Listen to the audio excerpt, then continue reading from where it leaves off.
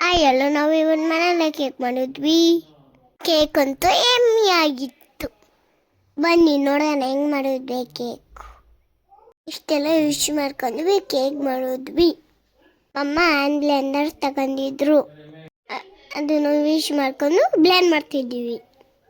ನಾವಂತೂ hand Blender ಇಕ್ಕರಕ್ಕೆ ಭಯ. ನಮ್ಮಮ್ಮ ಎಲ್ಲ ಇಂಗ್ರೀಡಿಯೆಂಟ್ಸ್ ಕೈಯಲ್ಲಿ ಹಾಕ್ಸಿ ಕೇಕ್ ಮಾಡಿಸಿದ್ರು. ಆದರೂ ನನಗೇನು ನೆನಪಿಲ್ಲ, ಆದರೆ ಎಕ್ಸ್ಪೀರಿಯನ್ಸ್ ಚೆನ್ನಾಗಿತ್ತು. ನೋಡಿ ಬ್ಯಾಟರ್ ಹೆಂಗೆ ನೈಟ್ರಿ ಮಾಡ್ಕೊಂಡ್ವಿ. ಚೆನ್ನಾಗಿ ಬಂದಿದ್ವಲ್ಲ.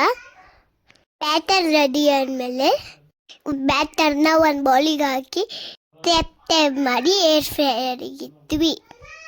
ನೋಡಿ ನಮ್ಮಮ್ಮ ಹೆಂಗೆ ಚೇಂಜ್ ಮಾಡ್ತಾಳೆ. ಏರ್ ಫ್ರೈಯರ್ ಚೆನ್ನಾಗಿದೆ, ನೀವು ಯೂಸ್ ಮಾಡಿ.